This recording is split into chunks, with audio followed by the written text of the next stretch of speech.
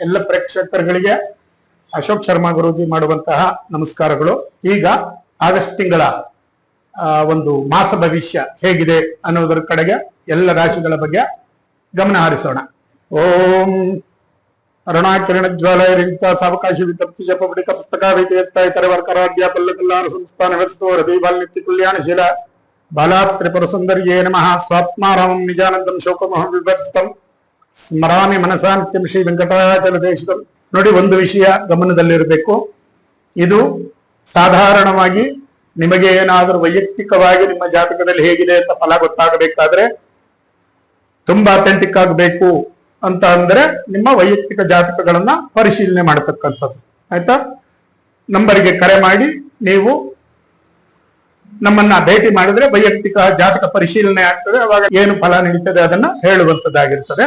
ಕುಂಭರಾಶಿ 2026 ಆಗಸ್ಟ್ ಮಾಸ ಭವಿಷ್ಯ. ಕುಂಭರಾಶಿಯಲ್ಲಿ ಹೇಳಬೇಕು ಅಂತ ಹೇಳಿದ್ರೆ, ಗುರುಗಳು 6ನೇ ಮನೆ, ಗುರುಬಲ ಇರೋದಿಲ್ಲ. ಎರಡನೇದಾಗಿ ಶನಿ ಮಹಾತ್ಮ 2ನೇ ಮನೆಯಲ್ಲಿದ್ದಾರೆ ಮೀನರಾಶಿಯಲ್ಲಿ. 2ನೇ ಮನೆ ಅಂದ್ರೆ ಕುಟುಂಬ ಸ್ಥಾನ ಅಂತ ಹೇಳಿ ಕರೀತಾರೆ. ಕುಟುಂಬ ಸ್ಥಾನದಲ್ಲಿ ಶನಿ ಮಹಾತ್ಮರು ಇರುವುದರಿಂದ 7.5 ವರ್ಷ ಶನಿ ಕಾಟದ ಒಂದು 3ನೇ ಭಾಗ. ಯಾಕೆಂದ್ರೆ ಶನಿ ಕಾಟ ಆಗುವಂತದ್ದು 3 ಮನೆಯಲ್ಲಿ, ತಪ್ಪಾಗಿ ತಿಳಿಬೇಡಿ. 5ನೇ ಮನೆಯಲ್ಲಿದ್ದ ಗುರುಗಳೇ ನನಗೆ 7.5 ಅಂತಾರೆ, 5ನೇ ಮನೆಯಲ್ಲಿ ಆಗೋದಿಲ್ಲ. ನೋಡಿ, 12, 1, 2 ಈ 3 ಮನೆಗಳಲ್ಲಿ 2.5 ವರ್ಷ 7.5 ನಡೀತದೆ. 7.5 ಅಂದ್ರೆ 7.5 ವರ್ಷ. ಇಲ್ಲಿ ನೋಡಿ, ಕುಂಭ ರಾಶಿಗೆ ಮಕರ ರಾಶಿ 12ನೇ ಮನೆ, ಕುಂಭರಾಶಿ ತನ್ನ ಸ್ವಂತ ಮನೆ, ಮೀನ ರಾಶಿ 3ನೇ ಮನೆ. ಅಂದ್ರೆ ಮೀನ ರಾಶಿಗೆ 2.5 ವರ್ಷ ತುಂಬಿದರೆ ಮುಂದಿನ 2028 ಕೊನೆ ಆ ಸಮಯಕ್ಕೆ ಇಲ್ಲಿ ಶನಿ ಮಹಾತ್ಮ ಮೇಷರಾಶಿಗೆ ಬಂದಿದ್ರೆ ಮೇಷರಾಶಿಯವರಿಗೆ ಜನ್ಮಸ್ಥಾನದ ಶನಿ ಆಗ್ತದೆ. ಆಯ್ತಾ? ಕುಂಭರಾಶಿಯವರಿಗೆ ವಿಮುಕ್ತಿ ಆಗ್ತದೆ. ಮೀನ ರಾಶಿಯವರಿಗೆ 2ನೇ ಮನೆ ಶನಿ ಆಗ್ತಾನೆ. ವೃಷಭ ರಾಶಿಗೆ ಹೋದಾಗ ಅವರಿಗೆ 2.5 ವರ್ಷ ಕೊನೆ ಆಗ್ತದೆ. ಹೀಗೆ ಶನಿ ಕಾಟ ನಡೀತದೆ. ಶನಿ ಕಾಟದಲ್ಲಿ ಎಲ್ಲರನ್ನೂ ಪರಮಾತ್ಮ ಒಂದಲ್ಲ ಒಂದು ರೀತಿಯಲ್ಲಿ ಪರೀಕ್ಷೆ ಮಾಡಿಯೇ ಮಾಡ್ತಾನೆ. ಯಾರನ್ನು ಬಿಡೋದಿಲ್ಲ. ಸುಳ್ಳು ಹೇಳ್ಬೇಡಿ, ಅನ್ಯಾಯ ಮಾಡಬೇಡಿ, ನಮ್ಮದಲ್ಲದ್ದು ಬೇಡ, ಸುಳ್ಳು ಹೇಳಿ ತಗೊಳ್ಳೋದು ಬೇಡ, ಪರರ ವಸ್ತುವಿಗೆ ಆಸೆ ಪಡೋದು ಬೇಡ.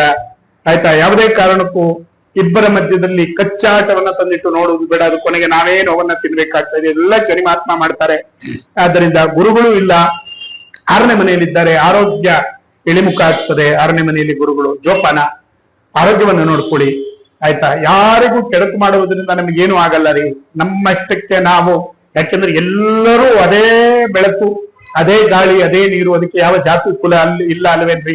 ಅವರವರು ವೃತ್ತಿ ಮಾಡಿ ಅವರು ಅನ್ನ ತಿಂತಾ ಇದ್ದೇವೆ. ಹಾಗಾಗಿ ಯಾರಿಗೂ ಕೆಡಕು ಮಾಡ್ಲಿಕ್ಕೆ ನಮಗೆ ಹಕ್ಕಿಲ್ಲ ರೀ. ಏನಾದರೂ ಉಪಕಾರ ಮಾಡುವ ಮನಸ್ಸಿದ್ದರೆ, ಒಳ್ಳೆಯದನ್ನ ಮಾಡಿದರೆ ಭಗವಂತನ ಆಶೀರ್ವಾದ ಸಿಗ್ತದೆ. ಕೆಡಕು ಮಾಡಿದ ಕೂಡಲೇ ಶನಿ ಮಹಾತ್ಮ ಧರ್ಮಲೋಕಕ್ಕೆ ಅಧಿಪತಿ. ಇವತ್ತು ಧರ್ಮ ಉಳಿದಿದೆ ಅಂದ್ರೆ ಶನಿ ಮಹಾತ್ಮನಿಂದಲೇ ಉಳಿದಿದೆ. ಆ ಶನಿ ಮಹಾತ್ಮನ ಇರುವುದರಿಂದಲೇ ನಾವೆಲ್ಲರೂ ಇನ್ನೂ ಈ ಭೂಮಿಯ ಮೇಲೆ ಇದ್ದೇವೆ. ಧರ್ಮ ಕಾಪಾಡ್ಲಿಕ್ಕೆ ಅವನೇ ಇದ್ದಾನೆ, ಧರ್ಮ ರಕ್ಷಣಾಧಿಪತಿ. ಹಾಗಾಗಿ ಸಾಧ್ಯವಾದಷ್ಟು ಸತ್ಯ ಧರ್ಮದಿಂದ ಇರಿ. ಆಯ್ತಾ? ಶನಿ ರಂಗದವರಿಗೆ ಹೇಳಬೇಕಾದ್ರೆ, ಗುರುಬಲ ಶನಿಬಲ ಎರಡೂ ಇಲ್ಲದೆ ಇರುವುದರಿಂದ ನಿಮ್ಮ ವೃತ್ತಿಯನ್ನ ಸಾಧಾರಣವಾಗಿ ಏನ್ ಮಾಡ್ತಾ ಇದ್ದೀರೋ ಅದನ್ನ ಮಾಡ್ಕೊಂಡು ಹೋಗಿ. ಹೊಸದಾಗಿ ಇರುವಂತಹ ಚಾನಲ್ನ ಬಿಟ್ಟು ಬೇರೆ ಕಡೆ ಹೋಗುವಂಥದ್ದು, ಯಾರೋ ಡೈರೆಕ್ಟರ್ನ ಬಿಟ್ಟು ಬೇರೆ ಇನ್ನೊಂದು ಕಡೆ ಹೋಗಿ ಕೆಲಸ ಮಾಡೋ ಈ ತರ ಯಾವುದೇ ಅಭ್ಯಾಸಗಳನ್ನ ಇಟ್ಕೋಬೇಡಿ. ಯಾಕೆ ಅಂತ ಹೇಳಿದ್ರೆ 6ನೇ ಮನೆಯಲ್ಲಿ ಇರ್ತಕ್ಕಂಥ ಗುರು ಸ್ಥಿತಿ ಆಗಕ್ಕೆ ಬಿಡೋದಿಲ್ಲ. ಶನಿ ಮಹಾತ್ಮ ಕುಟುಂಬ ಸ್ಥಾನದಲ್ಲಿರುವುದರಿಂದ ಪ್ರತಿ ಕ್ಷಣನೂ ಎಚ್ಚರಿಸ್ತಾ ಇರ್ತಾನ್ರಿ. ನಾವು ಮಾಡುವುದು ತಪ್ಪು ಸರಿ ಇದೆಲ್ಲ ನಮಗೆ ಅರ್ಥವಾಗ್ತಾ ಇರುತ್ತೆ. ಆದ್ರೆ ನಾವು ಒಬ್ಬರ ತರ ಇರ್ತೀವಿ, ನಾವು ಗೊತ್ತಿಲ್ಲದೆ ಇರೋ ಹಾಗೆ. ಆಯ್ತಾ? ಆಧಾರ ಮಾಡಬಾರದು. ಅವನ ಸೂಚನೆ ಕೊಟ್ಟಾಗ ನಾವು ಏನ್ ತಪ್ಪು ಮಾಡ್ತಾ ಇದೀವಿ ನಾವು ತಿಳ್ಕೋಬೇಕು. ಅರ್ಥವಾಯ್ತಾ?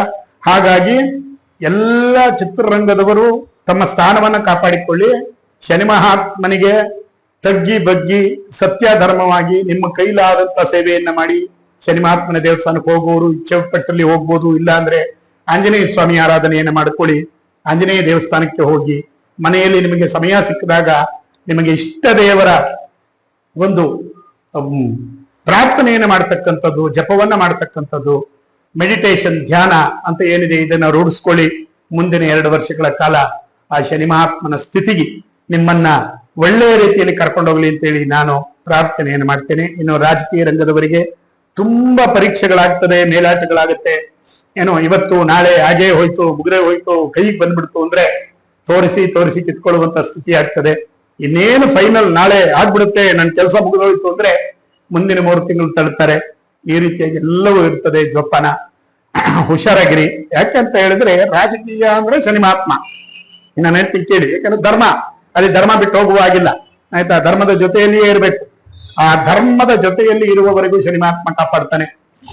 ಧರ್ಮವನ್ನು ಬಿಟ್ಟಾಗ ಅವನು ಕೂಡ ಅವನ ಕಡೆಯಿಂದ ಏನು ಫಲ ಬರಬೇಕು ಅದನ್ನ ಕೊಡ್ತಾನೆ, ಅದು ಅವನ ಡ್ಯೂಟಿ.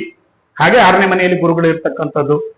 ಯಾರ್ಯಾರು ರಾಜಕೀಯದಲ್ಲಿ ವೃತ್ತಿಯಲ್ಲಿ ಇರ್ತೀರಾ, ಪೊಸಿಷನ್ ಅಲ್ಲಿ ಇರ್ತೀರಾ, ನಿಮ್ಮ ಪೊಸಿಷನ್ ನ ನೀವು ಕಾಪಾಡ್ಕೊಳ್ಳಿ, ಸ್ಥಾನವನ್ನ ಕಾಪಾಡ್ಕೊಳ್ಳಿ. ಯಾವುದೇ ಬದಲಾವಣೆ ಬೇಡ. ಹೆಚ್ಚಿನದಾಗಿ ಯಾವುದೇ ದೊಡ್ಡ ವ್ಯವಹಾರಗಳು ಯಾರಿಗೂ ವಾಗ್ದಾನ ಮಾಡಬೇಡಿ, ನಡೆಯೋದಿಲ್ಲ. 2027 ಏಪ್ರಿಲ್ ತಿಂಗಳವರೆಗೂ ಗುರುವಿನ ಬಲ ಇರೋದಿಲ್ಲ. ಜಾಗ್ರತೆ. ಎಲ್ರೂ ನಿಮ್ಮ ಒಂದು ಮಾತಿನ ಮೇಲೆ ನಿಗಾ ವಹಿಸಿದ್ರೆ, ಹಿಡಿತವಿದ್ದರೆ ಬಹಳ ಒಳ್ಳೆಯದು. ಗುರುವಿನ ಅನುಗ್ರಹ ಆಗ್ತದೆ. ಹಾಗೆ ಇನ್ನು ಮುಂದುವರೆದು ಹೋದ್ರೆ ನಮ್ಮ ರೈತಾಪಿ ವರ್ಗದವರಿಗೆ ಏನು ಹೇಳ್ಬೋದು? ಗುರು ಶನಿ ಬಲ ಎರಡೂ ಇಲ್ಲ. ನಿಮ್ಮ ಕಾಯಕವೇ ಕೈಲಾಸ. ಕೆಲಸವನ್ನ ಮಾಡ್ಕೊಳ್ಳಿ. ಹೆಚ್ಚಿನದಾಗಿ ಯಾವುದೇ ವ್ಯವಹಾರವನ್ನ ಮೈಗಚ್ಕೋಬೇಡಿ. ಸಾಲವನ್ನ ಜಾಸ್ತಿ ಮಾಡಬೇಡಿ. ಮಿತವಾಗಿ ವ್ಯವಹಾರವನ್ನ ಮಾಡ್ಕೊಳ್ಳಿ. ನಮ್ಮ ಹಾಸಿಗೆ ಇದ್ದಷ್ಟೇ ಕಾಲು ಚಾಚೋದು ಒಳ್ಳೇದು ಬೇಡ. ಹೆಚ್ಚಿನ ಮಟ್ಟದಲ್ಲಿ ಸಾಲವನ್ನ ಮಾಡಿ ಏನೋ ಬೆಳೆಯನ್ನ ಮಾಡಕ್ ಹೋಗೋದು. ಮಳೆ ಆಟ ಆಡ್ತಾ ಇದೆ, ಆಯ್ತಾ? ಬೋರ್ವೆಲ್ ನೀರಿನಲ್ಲಿ ಅಷ್ಟು ಚೆನ್ನಾಗಿ ಬರದೇ ಇರ್ಬೋದು, ಅಥವಾ ನೀರು ಸಾಲದೇ ಇರ್ಬೋದು. ಆ ಸಮಯಕ್ಕೆ ಗ್ರಾಚಾರ ಮೋಟರ್ ಕೈ ಕೊಡ್ಬೋದು. ಏನೇ ತೊಂದರೆ, ಮತ್ತೆ ಸಾಲದ ಮೇಲೆ ಸಾಲ. ಭಗವಂತನನ್ನ ಪ್ರಾರ್ಥನೆಯನ್ನು ಮಾಡಿಕೊಂಡು ವೃತ್ತಿಯಲ್ಲಿ ಭಕ್ತಿ ಶ್ರದ್ಧೆ ಇಟ್ಕೊಂಡು ಕೆಲಸ ಮಾಡಿ. ಶನಿ ಮಹಾತ್ಮ ಕಾಪಾಡ್ತಾರೆ. ಗುರುಗಳ ಮಠ ಇದ್ರೆ ನಿಮ್ಗೆ ಹತ್ರದಲ್ಲಿ, ಗುರು ದೇವಸ್ಥಾನಗಳಿದ್ದರೆ ಹೋಗಿ ಬನ್ನಿ. ಗುರುಗಳ ಅನುಗ್ರಹವನ್ನ ಪಡ್ಕೊಳ್ಳಿ. ಎಲ್ಲ ರೀತಿಯಿಂದ ಅನುಕೂಲ ಆಗಲಿ. ಇನ್ನು ವಿದ್ಯಾರ್ಥಿಗಳಿಗೆ ನೋಡಿ, 7:30 ಇದ್ದಾಗ ನಾನು ಹೇಳ್ತಾ ಇರ್ತೀನಿ, ನೀವು ಕೆಟ್ಟ ಚಟಗಳಿಗೆ ಬೀಳುವಂಥದ್ದು, ಬೇಡದೇ ಇರುವ ವ್ಯವಹಾರಗಳನ್ನ ಮಾಡ್ತಕ್ಕಂಥದ್ದು, ರಾತ್ರಿ ಯಾವಾಗಲೂ 11 ಗಂಟೆಗೆ ಮನೆಗೆ ಬರುವಂಥದ್ದು, ಇದನ್ನ ಮಾಡಬೇಡಿ. ನಿಮ್ಮ ಜೀವನವನ್ನ ಕೊನೆಗೆ ತೆಗೆದುಕೊಂಡು ಹೋಗ್ತಾರೆ ಶನಿ ಮಹಾತ್ಮರು. ಬೇಡ, ಆಯ್ತಾ? ಅವರೇ ತಿದ್ದುವುದಾದರೂ ಕೂಡ ನಿಮಗೆ ಪೆಟ್ಟು ಕೊಟ್ಟು ಎಲ್ಲರ ದೃಷ್ಟಿಯಲ್ಲಿ ನಿಮ್ಮನ್ನು ಕೆಟ್ಟವರನ್ನಾಗಿ ಮಾಡ್ತಾರೆ. ಬೇಡ. ಬೀದಿಯಲ್ಲಿ ಯಾರೋ ನೀವು ಹೋಗುವಾಗ ಛೀ ಇಂಥವ್ರ ಮಗ ಅಂತ ಅಂದ್ರೆ ನಿಮ್ಮ ತಂದೆ ತಾಯಿಗಳಿಗೆ ಅವಮಾನ. ಬೇಡ, ಅದು ಮಾಡ್ಕೋಬೇಡಿ. ತುಂಬಾ ಕಷ್ಟಪಟ್ಟು ತಂದೆ ತಾಯಿಗಳು ವಿದ್ಯಾಭ್ಯಾಸ ಕಳಿಸ್ತಾರೆ. ಅದು ಸಫಲವಾಗ್ಲಿ. ಅವ್ರು ಕೊಡುವಂತ ಹಣ ಏನು ಬೆವರು ಸುರಿಸಿ ಕಷ್ಟಪಡ್ತಾರೆ 24 ಗಂಟೆ ಹೊಲಗಳಲ್ಲಿ, ಆಯ್ತಾ? ಅದು ಬಹಳ ವಿಶೇಷವಾಗಿರ್ತದೆ. ಹಾಗಾಗಿ ಅವ್ರಿಗೂ ಅನ್ಯಾಯ ಆಗೋದು ಬೇಡ. ನೀವು ಚೆನ್ನಾಗಿ ಓದಿ. ಗುರುಬಲ ಕಡಿಮೆ ಇದೆ. ಗುರುವಿಗೆ ಯಾವುದಾದ್ರೂ ಒಂದು ಗುರುವಿನ ದೇವಸ್ಥಾನ, ಅಥವಾ ನಿಮಗೆ ಸಮಯ ಸಿಕ್ಕಿದಲ್ಲಿ ವಿದ್ಯಕ್ಕೆ ಅಧಿಪತಿಯಾಗಿರತಕ್ಕಂಥ ವಿಶೇಷವಾಗಿ ಗಣಪತಿಯ ದೇವಸ್ಥಾನ ಎಲ್ಲಿದೆ, ಆ ದೇವಸ್ಥಾನದಲ್ಲಿ 21 ಗರಿಕೆಯನ್ನ ಆ ಗಣಪತಿಗೆ ಇಟ್ಟು ಪ್ರಾರ್ಥನೆಯನ್ನು ಮಾಡಿಕೊಂಡು ಒಂದು ನಮಸ್ಕಾರವನ್ನ ಮಾಡಿ ಕರ್ಮ ಕಳೀತದೆ. ದೇವರ ದರ್ಶನವನ್ನು ಮಾಡಿದರೆ ನೀವು ಮಾಡಿದಂತ ಚಿಕ್ಕ ಪುಟ್ಟ ಕರ್ಮಗಳು ಅಳಿದು ಹೋಗುತ್ತೆ, ಶುಭ ಫಲ ಆಗ್ತದೆ. ಹಾಗಾಗಿ ಎಲ್ಲ ಚೆನ್ನಾಗಿ ವಿದ್ಯಾಭ್ಯಾಸ ಮಾಡಿ, ಕೆಟ್ಟ ಚಟಗಳಿಗೆ ಬೀಳಬೇಡಿ. ಯಾವುದೇ ರೀತಿಯಾದಂತಹ ಬೇಡದೇ ಇರುವಂತಹ ಸಾಮಾಜಿಕ ಚಟುವಟಿಕೆಗಳಲ್ಲಿ ನೀವು ತೊಡಗಿಸ್ಕೋಬೇಡಿ. ಎಲ್ಲರ ಜೊತೆಯಲ್ಲಿ ಒಳ್ಳೆಯ ಒಡನಾಟ ಇಟ್ಕೊಂಡು ಸುಸಂಸ್ಕೃತರಾಗಿ ಚೆನ್ನಾಗಿ ಬಳಿ ಅಂತ ಹೇಳಿ ನಾನು ಪ್ರಾರ್ಥನೆ ಮಾಡ್ತೀನಿ. ವಿಶೇಷವಾದಂತಹ ಒಂದು ಸೂಚನೆ ಏನಪ್ಪಾ ಅಂದ್ರೆ, ಯಾರು ಯಾವ ರುದ್ರಾಕ್ಷಿಯನ್ನ ಧಾರಣೆ ಮಾಡಬೇಕು, ನಿಮ್ಮ ರಾಶಿ ನಕ್ಷತ್ರಗಳಿಗೆ ಅನುಗುಣವಾಗಿ ಯಾವ ರಾಶಿಯವರಿಗೆ ಯಾವ ರುದ್ರಾಕ್ಷಿಯನ್ನ ಹಾಕಿದರೆ ಅಭಿವೃದ್ಧಿ ಆಗ್ತದೆ, ಅನುಕೂಲ ಆಗ್ತದೆ. ಇದು ನಿಮಗೆ ಬೇಕು ಅಂದ್ರೆ ನನ್ನಲ್ಲಿ ಎಲ್ಲ ರೀತಿಯಾದಂತಹ ರುದ್ರಾಕ್ಷಿಗಳು ಸಿಗ್ತದೆ. ಇಂಥವರಿಗೆ ಇಂಥದ್ದೇ ರಾಶಿಗೆ ಇಂಥದ್ದೇ ರುದ್ರಾಕ್ಷಿ, ಇದನ್ನ ಇಂತಹ ದಿನದಲ್ಲೇ ಧಾರಣೆ ಮಾಡಬೇಕು, ವಿಧಾನ ಇದೆ. ನಾನು ಭಗವಂತನ ಒಂದು ಆರಾಧನೆಯನ್ನು ಮಾಡಿ, ಅಭಿಷೇಕವನ್ನ ಮಾಡಿ, ಪೂಜೆ ಮಾಡಿ ನಿಮಗೆ ಅದನ್ನ ಧಾರಣೆಯನ್ನ ಮಾಡಿಸ್ತೇನೆ. ಆಸಕ್ತಿ ಇರ್ತಕ್ಕಂಥವರು ಕೆಳಗೆ ಕಾಣಿಸ್ತಾ ಇರತಕ್ಕಂತಹ ದೂರವಾಣಿ ಸಂಖ್ಯೆಗೆ ಕರೆ ಮಾಡಿ ನಿಮ್ಮ ವಿಷಯಗಳನ್ನ ಹಂಚಿಕೊಳ್ಳಿ. ಶುಭವಾಗಲಿ. ಸರ್ವೇ ಜನಾಃ ಸುಖಿನೋ ಭವಂತು. ಆ ಭಗವಂತ ಎಲ್ಲರಿಗೂ ಒಳ್ಳೆಯದನ್ನ ಮಾಡಲಿ.